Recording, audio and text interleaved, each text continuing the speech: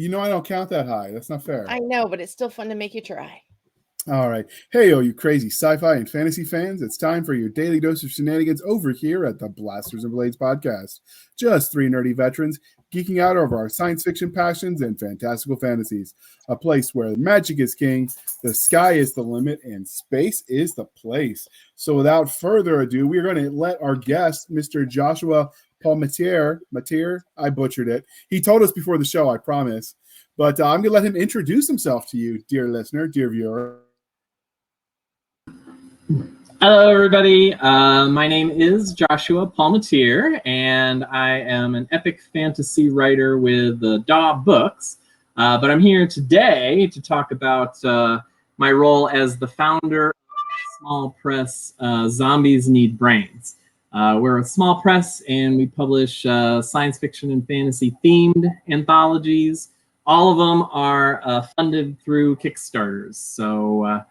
So we've managed to do 18 so far, and I think we're trying to fund 19, 20, and 21. So that's what I'm here to chat about today. That's a lot of Kickstarters for anthologies. Do you hold the record? Well, we started off one at a time, but after the first couple, we've been doing three at a time. So. Okay. Okay.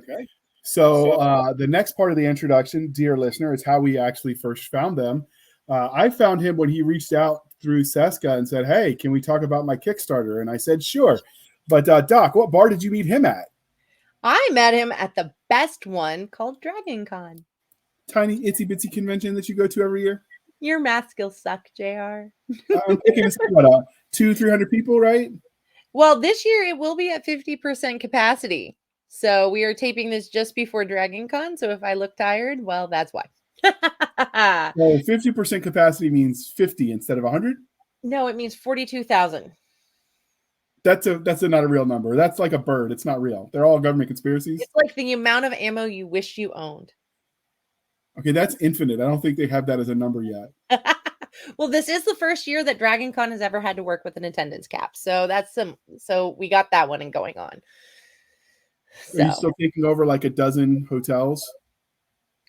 As many as they'll let us. So how many people didn't buy tickets to Dragon Con this year? They just booked the hotel so they could go to the bar with you guys. I have no idea. Everybody tends to buy a ticket. Why would you go and not go buy a ticket? Well, what if they were like the 51,000th person and the tickets were sold out?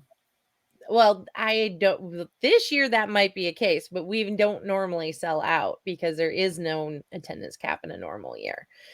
And we even let the football fans come and watch. What football fans? Is it like a sport? You mean like soccer? Sport, I'm told. You mean like soccer where they kick the ball around with their foot? There's soccer and there's football. And I was just trying to make fun. I make fun of our British fans' beer, so I'm trying to do one for them, like give them a little bit of scraps off the table. Tim swears beer is supposed to be drank warm, but Tim Taylor is wrong. Their cooking is not that great. Well, why do you think I'm throwing it on the floor for him? Nobody else will eat it. Haggis? This is true. I have tried haggis. It's disgusting. Okay, so now that we've entertained Joshua with our bickering. Star Wars, Star Trek, or Firefly, my dear? Well, I would have to say that it's Star Trek, right?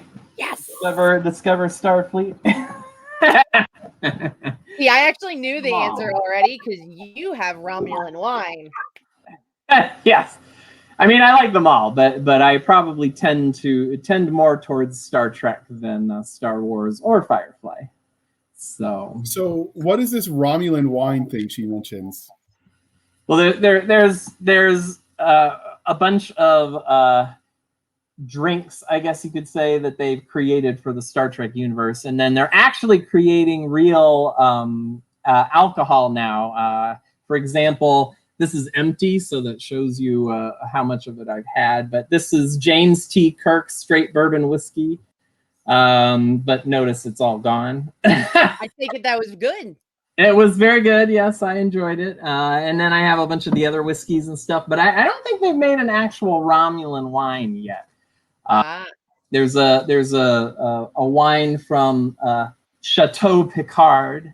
I have that, a red wine from that and stuff. So and they originally made a vodka. I'm much more of a vodka drinker, and they called it 10 Forward vodka. And I haven't actually opened that up, and I've been told that that one is now actually worth something. Ooh.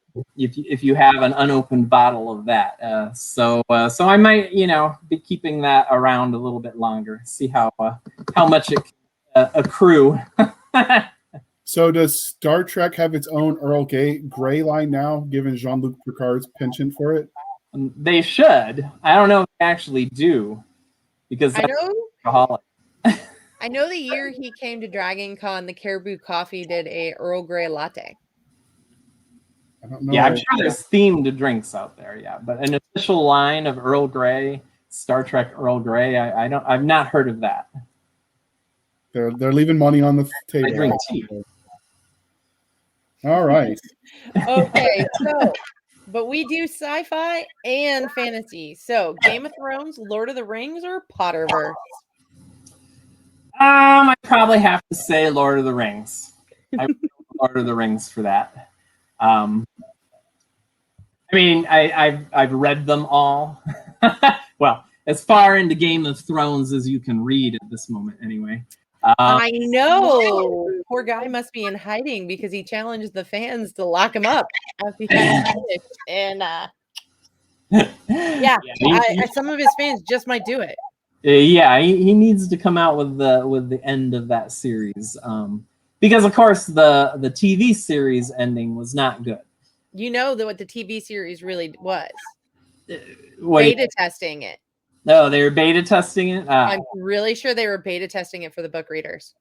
Or for George R. R. Martin, were they beta testing for him, and now he knows that ending sucks, and so he's got to come up with something else? Whatever works. I mean, he got paid either way, right? Oh yeah, he certainly got paid.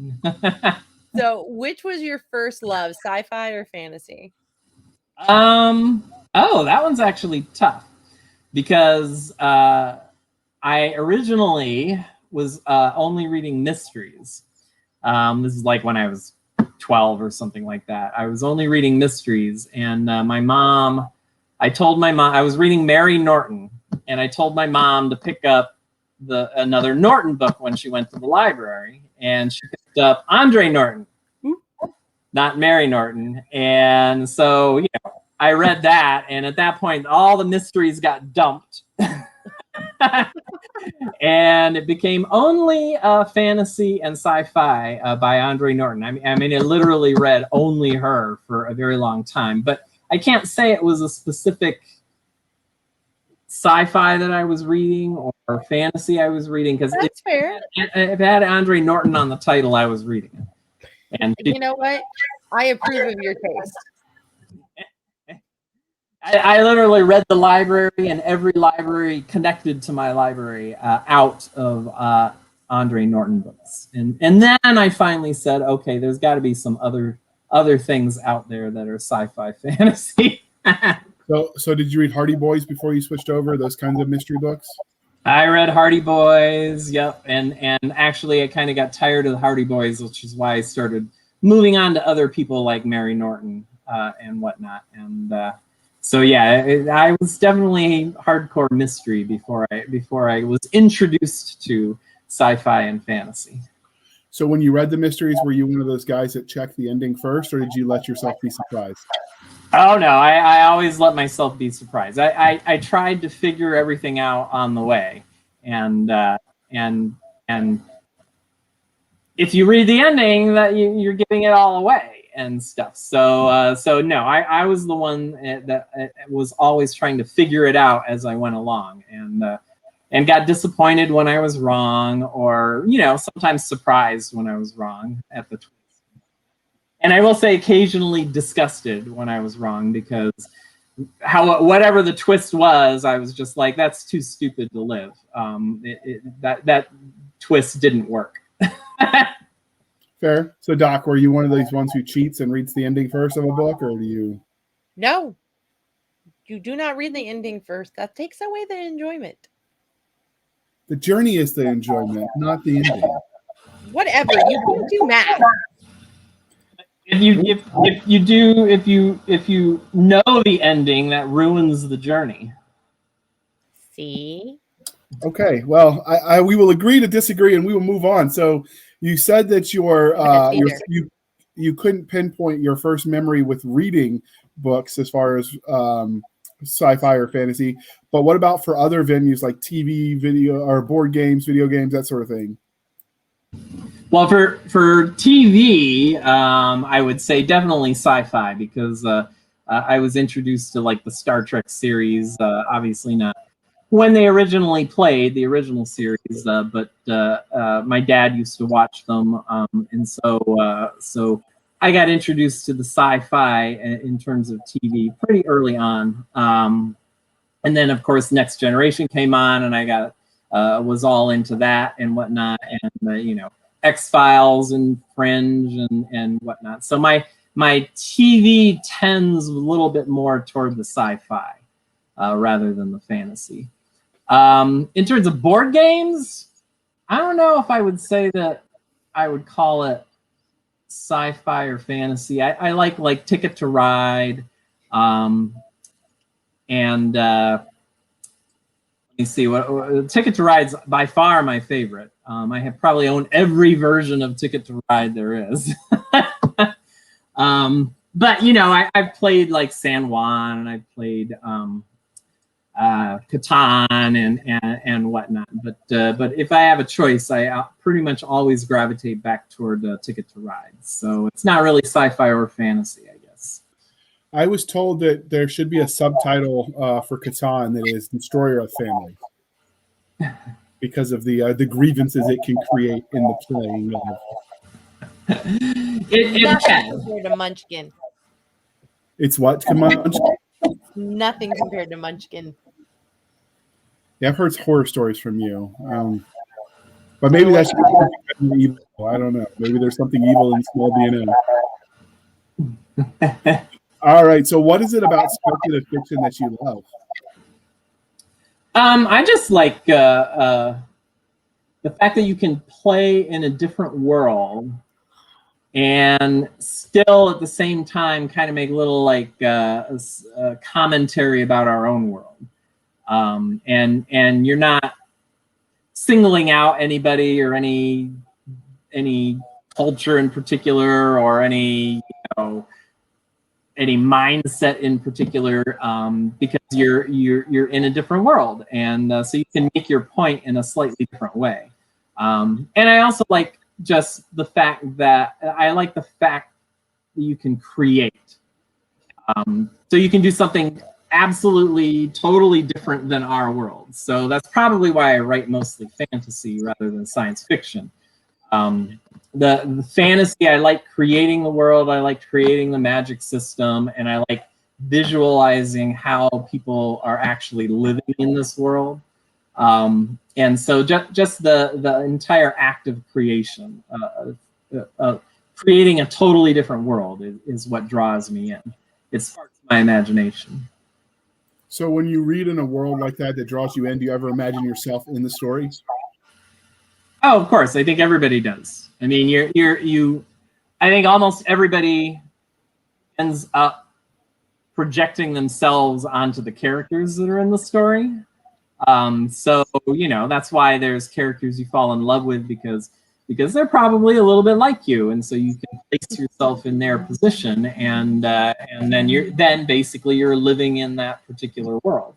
And I know I do that when I'm writing. I mean, I put myself into the character's mind space or whatever while I'm writing, and that's how I end up visualizing the world, because I don't plot anything out. I'm almost a completely total pantser. So I'm living the character's life as they live it, and so yeah, I think everybody does that to some extent. Fair enough. So how did your love of speculative fiction translate into you writing stories in that space? Well, it came about in 8th grade. Basically what happened is I was reading a lot of fantasy and whatnot in 8th grade, and then fantasy and sci-fi, but mostly fantasy by that point. And you know, in English class, they're usually pretty boring. They usually say, you know, write the 3-paragraph essay and, you know, all that kind of stuff. And in 8th grade, I happened to have this really cool English teacher. Her name was Mrs. Eloff. And one day she said, I want you guys to write a 500-word short story that's like a Twilight Zone episode. And I was like, holy crap, you know, like this is cool. And so I wrote a Twilight Zone short story. It was a cheap ripoff of Atlantis, except that I introduced some sci-fi elements to it rather than making it totally fantasy oriented. And at the time I thought 500 words was like, oh, you know, there's no way I'm going to get 500 words in this story. But I managed it, and she wrote at the top, you know, that this was good and I should write more. And that was like that was the light bulb moment for me. It was the first time I really sat back and said to myself, there's somebody writing all of these stories that I'm enjoying. And it hit me that why can't that be me? And so that's when I literally started sitting down and saying, okay, let's start writing stuff. And so I started writing more. I started the stupid little all of my friends and I get transported to another world, and we're trying to live in the other world. And I wrote that juvenilia story, and but I started writing short stories too. And like at the time, the Magic and Ithkar anthologies were being put out by Andre Norton, and so I wrote a couple stories for those. And I actually sent them in, but of course, you know, my writing sucked at that point because I was in like 10th grade by that point, and of course, none of them got accepted. But I was actually writing and sending stuff out at that point, and That's brave. What was that? That's brave. Yeah, basically from that point on, I've been writing. There was a small break when I first went to college because I was adjusting to the whole college experience and all that kind of stuff, and I couldn't stay away from it, and I started back writing, and I asked myself at that point, am I doing this just for kicks, just for, you know, my own entertainment, or am I actually really seriously trying to get published? And I decided at that point that I really seriously wanted to get published. And so I started treating it much more seriously when I hit college. So yeah, fun. Did you ever reach back out to that teacher who said maybe you should write some more and let her know you did? I didn't reach out to her personally. Like I don't even know. I'm assuming she's not even alive anymore. I didn't reach out to her personally, but I did put stuff out there to try to let her know. Like I put stuff out like way back when we were doing like LiveJournal and stuff like that. I was posting things on LiveJournal and trying to acknowledge her. For basically putting that spark in me, and so I pray that, you know, somehow I got back to her, but yeah, I never actually got back to her, in touch with her personally, which is unfortunate. You know, that's awesome though. I'm sure other teachers probably picked up on it though when reading it, and it's always nice to know that influence does exist still and lingers. But are there any other formidable life experiences that influenced and shaped you as a storyteller? Probably the biggest one is my dad's death.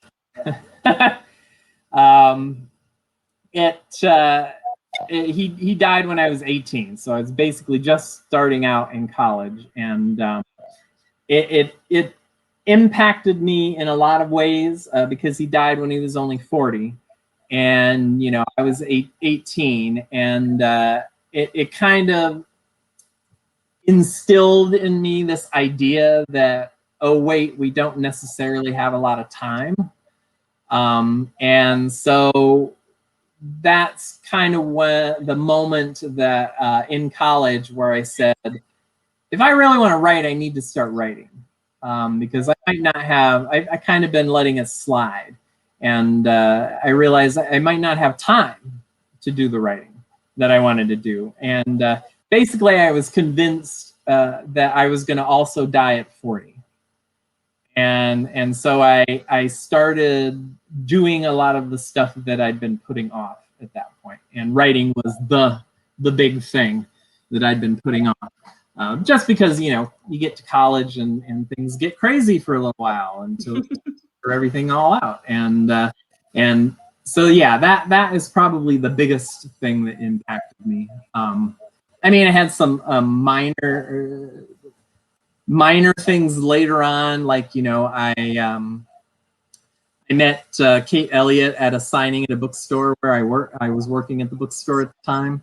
And so she impacted my writing quite a bit, because I got a chance to really talk with her at that signing, and she gave me a lot of good advice. And then she even, you know, like offered to read a little bit of the novel I was working on at that time, and gave me advice on that. And so she helped kind of guide the beginnings of my career, and you know, like introduced me to the con scene. That took me to my first convention.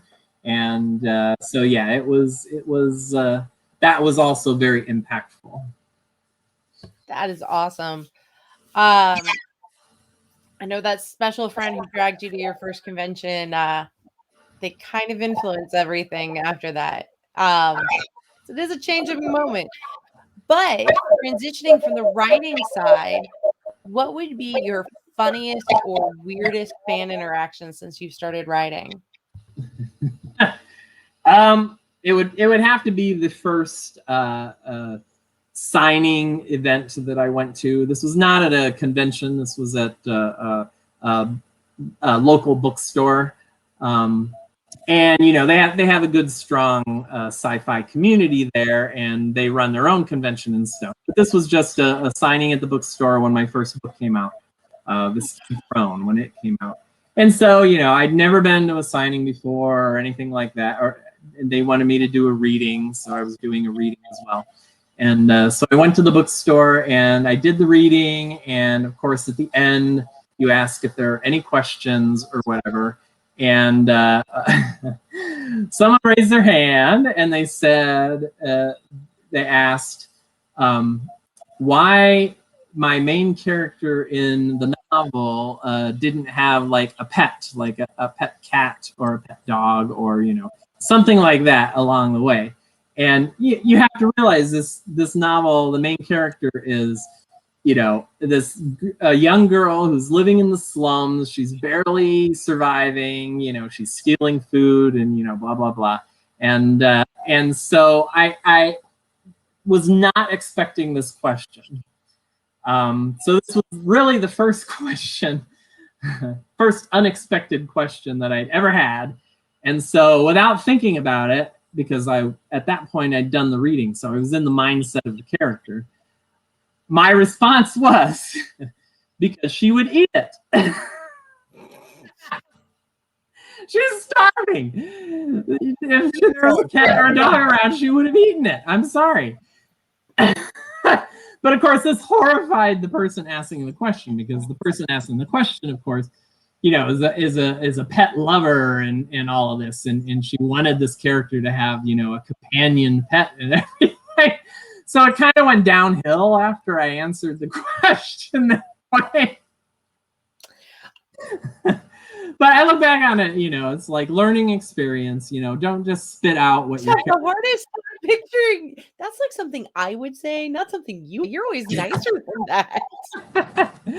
Not necessarily when I wasn't as savvy with, you know, interacting with the public back then as I am now. And now I've had a little bit of experience, and I kind of check my my answers before I give them.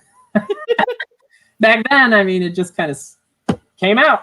I was just like, I mean, I realized almost immediately that it was a bad idea to say that, but it was also funny because the entire audience like burst into laughter and whatnot. So, well, at least that was a good response to it.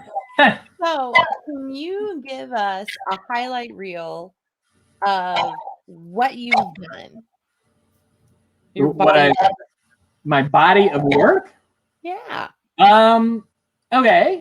The first trilogy that I sold to DAW Books was the Throne of Almond trilogy. So that was the Skewed Throne, Cracked Throne, and Vacant Throne, although at this point you can buy the entire trilogy all in one gigantic trade paperback called the Throne of Almond. And the basic premise there is that, you know, this young girl is barely surviving in the slums, and she gets trained to be an assassin. Okay, and so in the first book, she gets trained to be the assassin, and she manages to escape the slums. And then after that, you know, the adventures continue in Cracked Throne and Vacant Throne. So that was my first trilogy. The second trilogy that I wrote started with DAW Books. It was the Well series, and it started with the book Well of Sorrows, and then continued with Leaves of Flame, and then the third book was Breath of Heaven.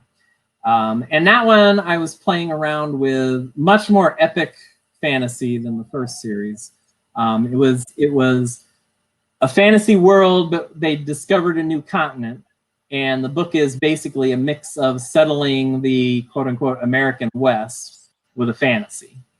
So they found the new continent, they're starting to settle the continent, and they run into magic and these races and all of this while they're settling the new continent.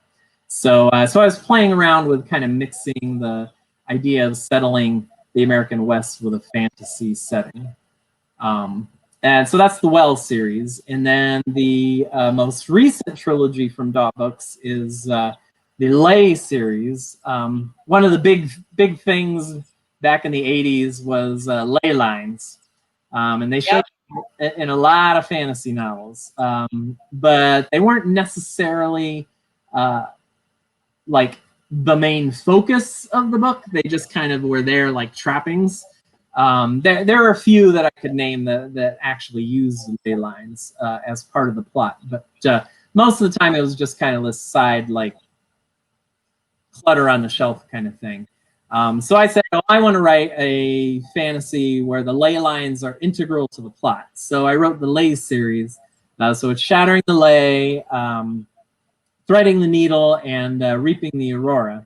And basically, I built my entire magic system around the ley lines, and we've tapped into the ley lines, and then we've augmented the ley lines to the point that the Lay series is very, very modern in terms of feel. It's kind of like you're in New York City or London or whatever, except everything's being powered with ley lines instead of electricity and whatnot.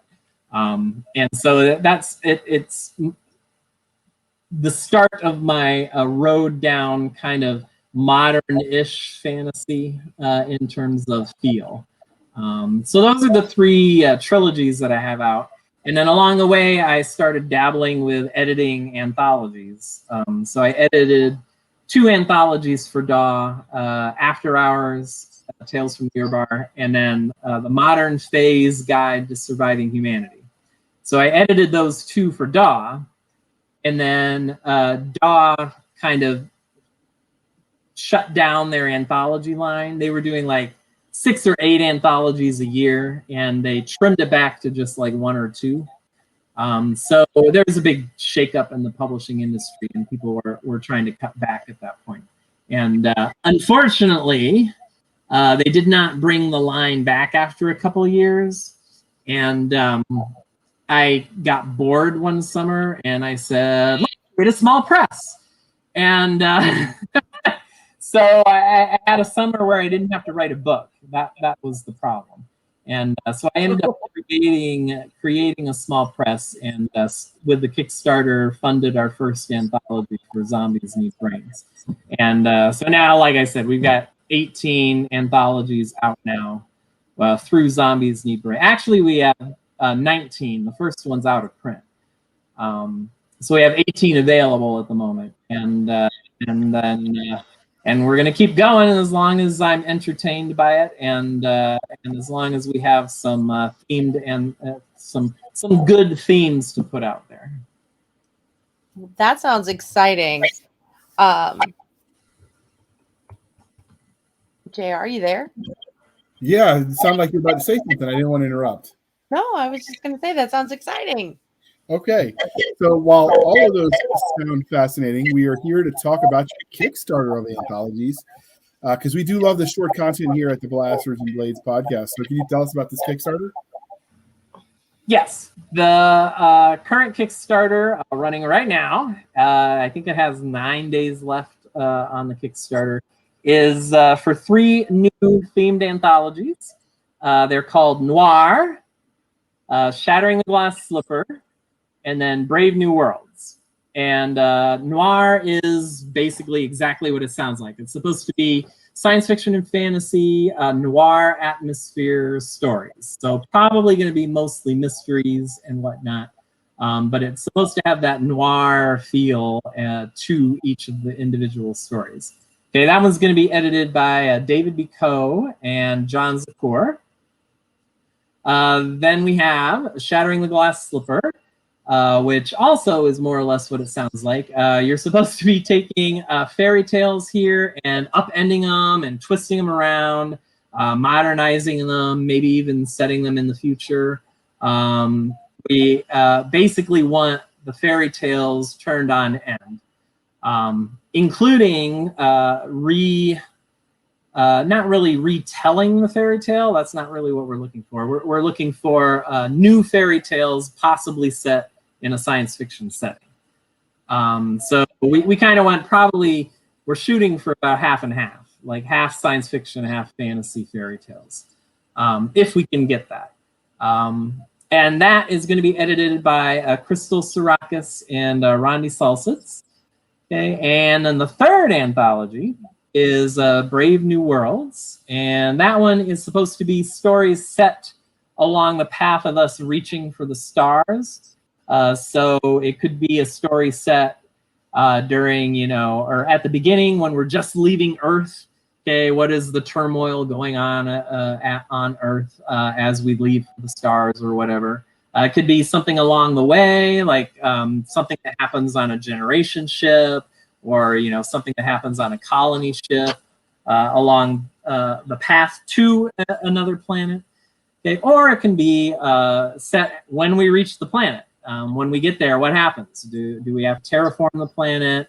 Do we have to, or when we get to the planet, do we run into some intelligent species we weren't expecting? Whatever, anything along that path. So that's Brave New Worlds, and that one's going to be edited by me and S.C. Butler. We have a couple new editors. So Rondi Salsitz and John Zakor are new editors to Zombies this year. And like I said, we're trying to fund this with a Kickstarter. We have actually funded. We hit our 20K goal for the Kickstarter. So right now we're reaching for stretch goals. And some of the stretch goals include, more stories in the anthology, paying the authors more, which I'm sure the authors would love. And we got a bunch of free ebooks from a bunch of the anchor authors. So if you're interested in the Kickstarter, the easy URL is tinyurl.com/ZNB2021. So go check it out. We got a bunch of great reward levels left. And another really cool thing, I think anyway, that Zombies Need Brains does is once we're funded, we do an open call for submissions. So any writers out there, if they have a story that fits one of our themes, send it on in and we'll take a look. And you might end up in one of our anthologies. We usually pick from the slush pile, from the open call. We usually pick somewhere between like 7 and 10 stories to go into the anthology. And word count. So for these anthologies, I'm guessing they haven't been written yet, other than maybe your core authors. Technically, none of the stories have been written yet, except that I happen to know a couple of the anchors didn't wait for the Kickstarter to fund. A couple of the anchors just wrote the stories the minute they got invited. So I know a couple of the stories were done, but for the most part, I tell the anchor authors to hold off on writing the story until we actually fund, because if we don't fund, I can't pay anybody for anything. So I try to give them that warning ahead of time. But now we're funded, so everybody needs to. All of the anchors need to write their stories, and anybody that has a story they want to submit needs to get them in there, because we're gonna. So if they're listening to this, they need to get their keyboards a clacking. Yes, I actually sent them out an email today with a reminder that they actually have to write a story now, and it should be working, and not in their email. So can I ask? You're doing one Kickstarter, but for 3 anthologies, right? Yes. So does that mean the backer gets to pick one, or is there a reward level where they get all 3? There's a reward level where they can pick any one of the 3 they want, or any 2 of the 3, and then there's reward levels where they get all 3. Okay. So yeah, you can, if you're only interested in one of them, you have that option. So okay. So what is the average length of these stories? Average length of the stories? The average is probably around 6,000 words. The guidelines for submission, the guidelines say that they can go up to 7,500. If you start going above 7,500, you're edging yourself down on the no without us even looking at the story. So try not to go above 7,500. But in general, the average length we end up publishing is probably about 6,000 words. So it's about 20 pages. I have no idea. About 250 words per page. So let's do the math. 250 times 4 gives you 1,000. So that's 4 pages, and times 6. JR, are you watching? This is That's about 24 pages. Well, I did 300 just because some formatting gives you between 250 and 500 range. So. Yeah, it depends on your font and everything. So I got a lot of 750 word essays. I can almost tell you exactly how many pages that is. I got in trouble a lot, and so I had to practice my writing with essays. All right, so this is the part where we ask you about the covers. So you've got 3 of these sexy covers. Can you tell us a little bit about each cover and how you came to create them? Okay, the art for the covers, all of the art for almost all of our anthologies is done by Justin Adams of Various Studios. Okay, and basically I get in touch with him and see if he's available, and then I tell him the theme of the anthology. Okay, and if I have a rough idea of what I'm looking for the cover, then I'll try to pass that along as well. And then he usually gets back with me with some sketches of some ideas, and I kind of say, I like this, I don't like this, can we do something like this instead, and whatnot. So for these 3 anthologies, the noir one, he came up with most of the noir on his own, and I really like the silhouette figure, and he had a different background, and I said, well, we want the image inside the silhouette is looks like a science fiction kind of city. And I said, well, we don't want it to be all science fiction. We want to get fantasy across as well. So I said, what can you put in the background that would give a fantasy feel? And I suggested some kind of map. And so he ended up putting the map in the background. And on the Kickstarter, if you see the full image for the Noir cover. The back cover is on there as well, and it's got like a little blip that's like a witch's hat and a ray gun and a fedora, and so it's got a mixture of sci-fi fantasy symbols along with noirish symbols. Now, for Shattering the Glass Slipper, he was throwing out all these really wild and crazy ideas, and I was like, no, you got to back off. That's too out there for this. And so I kind of suggested, it's called Shattering the Glass Slipper. Why don't we have a, broken glass slipper on the cover? And I said maybe, kind of in the background, some other, dented or old looking or whatever fairy tale items. And I threw out the spindle and the apple idea. And he came up with a map, and I'm assuming that's like a little poison bottle or whatever. So he ended up incorporating all of that to get the image for Shattering the Glass Slipper, which I think turned out very well.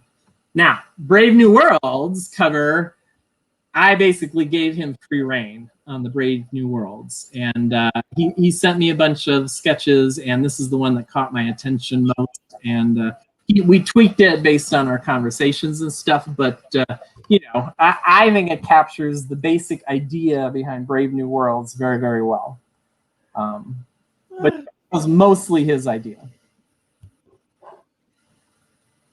I like them. They look good. So yeah, and these are just mock-ups. The final covers will probably be some hopefully better variation of this. Wait, it's better than what's on the screen? Because I really like it. I think they're great. So can you tell us of anybody who's going to be in these? Oh, certainly. We have a very good lineup of anchor authors. So if people aren't aware, Zombies Need Brains, the way we do our anthologies is half of the anthology is with what I call anchor authors. So these are like published authors that I invite to write a story or a story for the anthology. And then the other half of the anthology we get through the open call. So I have no idea who's going to end up in the anthology through the open call.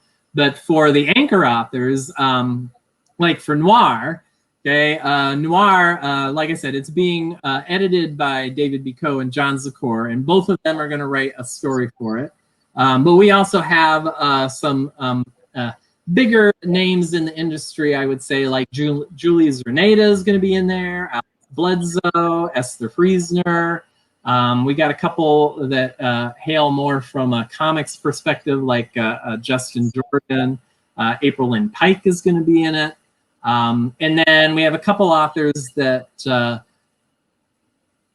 came to our attention because they submitted to the open call for a couple other anthologies, and we liked how they wrote, and so we invited them to be anchors for this one. And those are Stephen Harper Physics and Andrija Popovic. So lots of really cool artists and authors for Noir. For Shattering the Glass Slipper, one of our anchors hails more from the sort of romance comedy genres, but R.J. Blaine is going to write us a story. She says it's going to be a Jack and the Beanstalk story, upended somehow, so we'll see how that turns out. Patricia Bray is going to write us a story. Jose Iriarte, Alethea Contas, Kat Rambo, Rondi Salsis is going to write us a story, and Rachel Swirsky. And then for Brave New Worlds, we have, again, some old hat Zombies Need Brains anchors. So we have like J.C. Bedford, Jenny Cook is going to write us one, Stephen Lay, and some new people. Well, I guess Chaz Brunchley isn't really new. He's been in a couple of our previous anthologies. But we have Eric Choi, who's new, and Austin Habershaw wrote us a really good story for a past anthology. And so we invited him to be an anchor for this one as well. And then a couple of the others are like Juliet Kemp and Ian Tregellis. So some really good names. I know quite a few of them have written good stories for us in the past, and that's why they got invited back again for these round of anthologies. So I look forward to reading all of them. I want them all right now, but they have until December 31st to get them to us. So, has these anthologies or stories therein won any awards? At this point, would have to say that none of them have won any awards, but we have had a couple of the stories shortlisted for the Small Press Award. In fact, I think we've had two in the past that were shortlisted. So basically, they were finalists. There was like 7 finalists or something like that.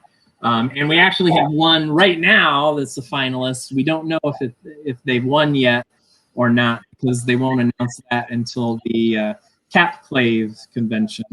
But the one that's been nominated that we're hoping wins is by Brian Hugenbrook, and it's called Foster Child of Slow Time.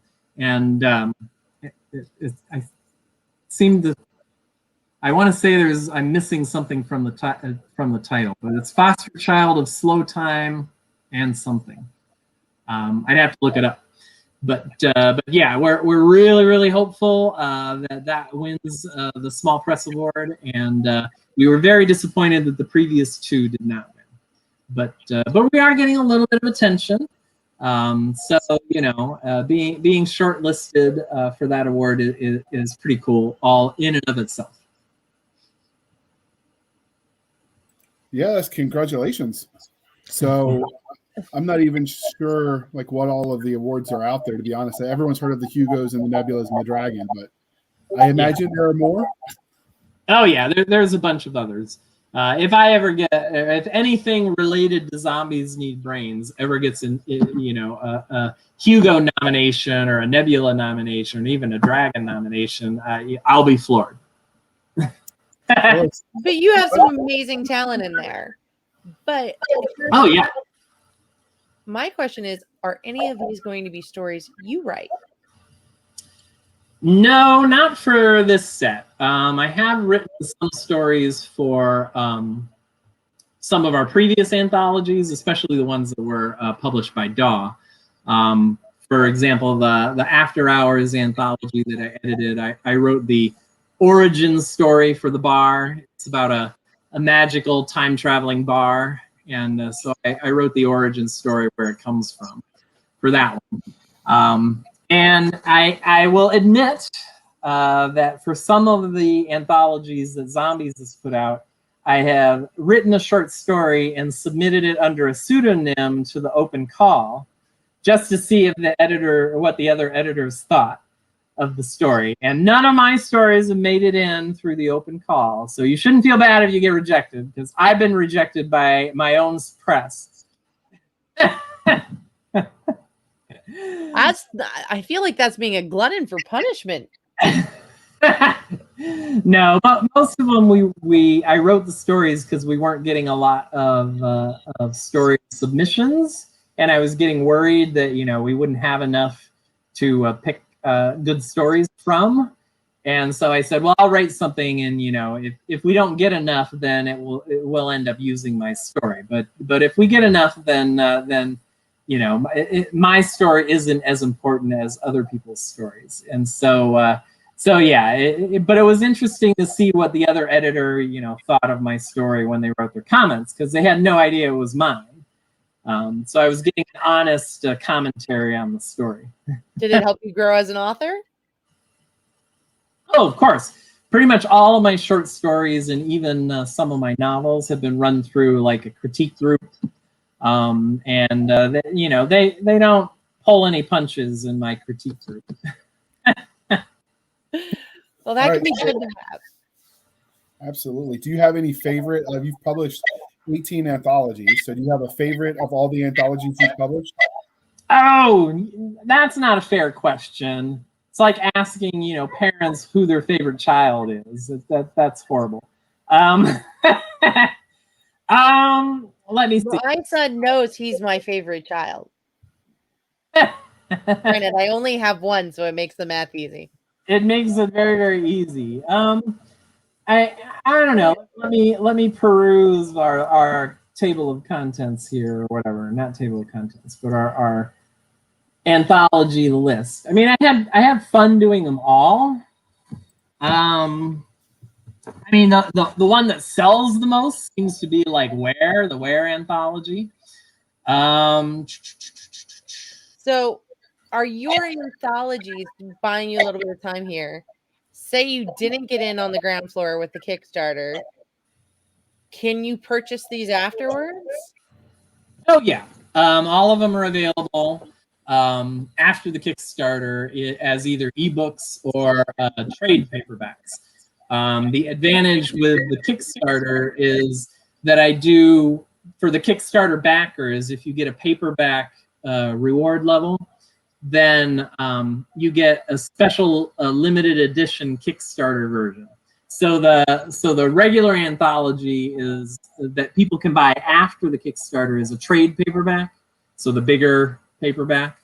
But with the Kickstarter, you're going to get a mass market size paperback, and there are only 500 printed. Okay, wow. Yeah, so for the Kickstarter, you're getting sort of a special edition of the anthology.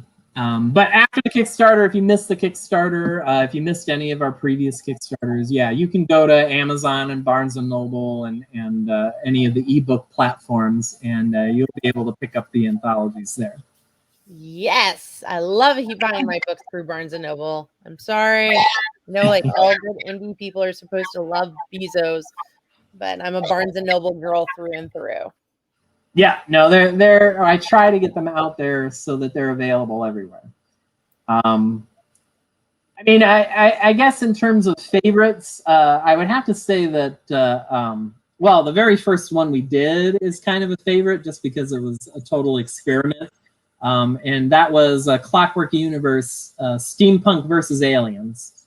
So they had to be stories where aliens invaded, but it was a steampunk Earth. And that one was a lot of fun just because we let everybody basically go hog wild with their stories on that one. That one's not currently available at the moment, except in the Kickstarter. I found a box in storage. So if you don't Clockwork Universe one, there's a reward level on the Kickstarter where you can get our original anthology. How come it's not currently available? How come it's not available? Yeah. Basically, I had signed a contract for the artwork for the cover, and the contract ran out, and they were charging too much to renew the contract. So I said, well, I'll just let it go out of print. I'm not going to pay that much for for a renewal of a contract. And so it went out of print because the cover, I could no longer use the cover art. So I don't know, maybe in the future at some point, we'll re-release it with a different cover, but right now it's not available except through the Kickstarter if you manage to snag one of them. It's a limited reward level, so there's not that many of them available, but yeah, if you want that first one, I would grab that one. And I have to say I kind of like Temporally Out of Order, because the idea came while I was waiting at an airport. And, you know, I had like a 3-hour layover or something stupid at the airport. And while I was reading, I looked up and there was a telephone. Everybody remember those telephones on the walls? There was a telephone and it had a note stuck to it. And the note said,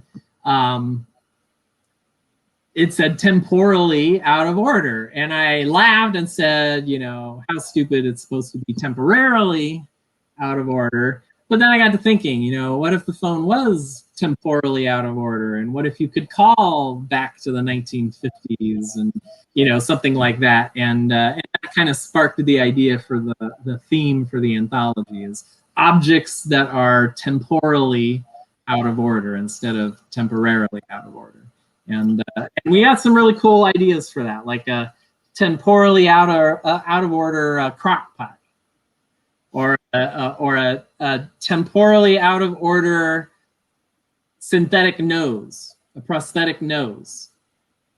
I mean, that was probably my favorite story in that anthology, was the prosthetic nose that's temporally out of order. So what would a temporally out of order crock pot look like? Well, it looks like a regular crock pot, except that when you put something in it to cook it, things go wrong. Color me curious. All Well, right. you're supposed to be curious. You're supposed to run out and buy the anthology. Oh. All right. Do you have a favorite story that other than from all 18? Do you have a favorite story? From all 18, I couldn't even pick out one of the titles for one of the 8s that was my favorite. I want me to do a particular story. I don't know. I tend to like the like in the in one of our recent releases, the When Worlds Collide anthology, for example. There was a story where the theme of the anthology was supposed to be two cultures that collide for the first time. And we wanted people to, you know, kind of go a little bit nuts with that. And the extreme, the extreme for this one was how the Fae of Savernake Forest fought the AI who ate the world. So the two cultures were the Fae fighting with basically artificial intelligence, and you know, that just that concept. Me personally trying to sit down and figure out how to write a story for that particular concept, I don't think I could do it, but this author pulled it off. The author's name is Jordan Chase Young, and he came from the slush pile. And it was I mean, I was just amazed when I read this story, because I was like, I can't believe somebody combined the Fae with artificial intelligence and pulled it off. So you know, there's always, in almost every anthology, there's always a story that kind of impresses me with what they have done with the theme. And those are the ones that we're going to lift out of the slush pile, are the ones that take the theme and don't do the obvious thing with the theme, that play with the theme and use the theme in a unique way. Okay, so do you have a favorite story out of all the ones you've written for these collections? Well, out of all of the short stories I've written, probably my favorite short story that I've written is Cocoon. But unfortunately, it didn't get into any of the anthologies. I kind of wrote Cocoon for the Modern Phase Guide to Surviving Humanity. But we had enough stories for that one that it didn't make it into the anthology. But the idea is that what if, so this little girl finds this cocoon, and you know, of course, they automatically assume it's some kind of butterfly or whatever. What hatches out of the cocoon is actually a fairy. And then the fairy ends up helping the little girl deal with a horrible situation. And it's I was impressed with my own writing in that. Like, when I finished it, I was like, I can't believe I wrote that. It's available. You can get it through ebook sources. But yeah, it didn't make it into one of the anthologies. But that's probably my current favorite short story that I've written. Okay, so when you write your stories, short stories, long stories, whatever, when you write, do you like to write aliens and fantastic creatures? Oh yeah, that's one of the things I like to do. Although if you read my fantasies, I don't tend to have a lot of sort of out of this world creatures in them. But for example, for the Well series, though, I wrote what I thought were really creepy shadow creatures. And really vicious, actually, shadow creatures, and so we definitely call them monsters. And they're one of the significant bad guys in that particular series. And then you find out as the series goes along, you kind of find out how they came about, and the main character is kind of headed down that road. So yeah, I love coming up with different fantasy creatures. I tend not to use like dragons and unicorns and stuff in my stories. I tend to use creatures that I have made up that have basically a fantasy basis to them. Okay. Awesome.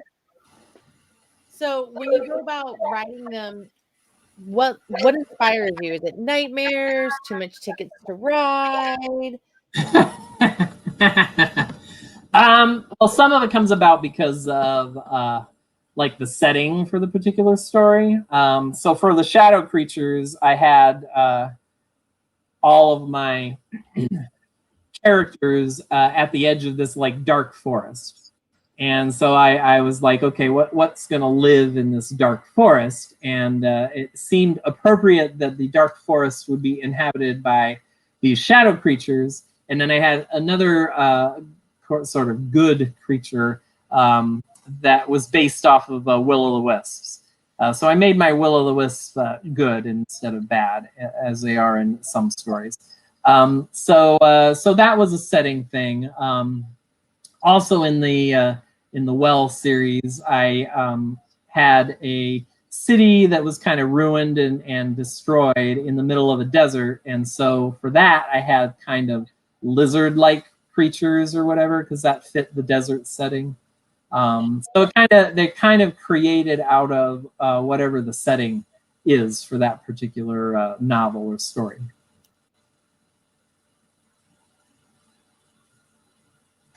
All right. So clearly, we're winding this down. We're at the hour mark.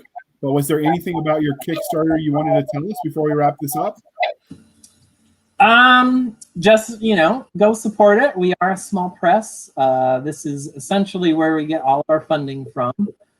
So even though we have funded, the funding level is kind of the minimum that we need in order to produce, really good anthologies. So any support that you can throw at us for the Kickstarter would be appreciated. It's basically, if you want all 3 in ebook, it's only $15. If you want all of them in that limited edition Kickstarter version, so the smaller paperback, that's only $48 for all 3. So basically, because we are funded, you're basically just pre-ordering the books now. And like I said, we got a ton of really, really good reward levels still left. Like there's a couple Tuckerizations left, so you could have your name in one of the stories in the anthologies. We got a bunch of signed books, like David B. Coe, I know, is a big Dragon Con regular, and he's got a bunch of reward levels where you can get signed books from him. But a lot of good options left. And take a look at the stretch goals. Some really, really good free ebooks if we hit certain stretch goals in the Kickstarter. So check it out. Again, it's at tinyurl.com/ZNB2021. And if you're a writer, write us a story and send it in. Okay.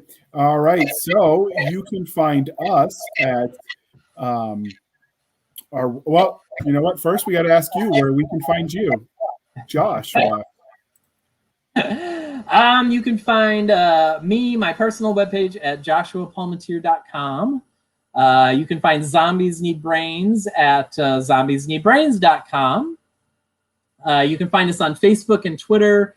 Just search for Zombies Need Brains on Facebook, and the page should pop right up. For me on Facebook, it's Joshua B. Palmatier. So use the middle initial B. And on Twitter, it's ZNB LLC for Zombies Need Brains. And then my handle is Ben Tate Author, which is a long story. But it's Ben Tate Author on Twitter. And we also have a Patreon page. If you're a big Patreon fan, then check us out on Patreon. You can support the small press that way as well. Okay. Well, now, dear listener, I will tell you how you can find us. So you can find us on our website at anchor.fm/blasters-and-blades, anchor.fm/blasters-tackling-blades. You can find us on Twitter at SF_fantasy_show, Sierra Foxtrot _fantasy_show. You can email us at blastersandbladespodcast@gmail.com. Again, that's blastersandbladespodcast@gmail.com. You can find us on Facebook where all the shenanigans happen. Facebook.com/groups/Blasters and Blades Podcast. And you can support the show for a one-time donation over at buymeacoffee.com/author J.R. Handley. Again, that's buymeacoffee.com/author J.R. Handley. I promise when you put in the show note or the comment section that it's for the anthology, that it's for the podcast, that I will keep my co-host Nick Garber and Doc Cisca duly intoxicated. They will drink until their liver surrenders. This is because I muted her because of the echo. She would normally tell you never quit, never surrender. And you can also support us on a monthly recurring basis at anchor.fm/blasters-blades. All right, Doc. Now I'm going to unmute you and see if that echoes better. You can bring us home.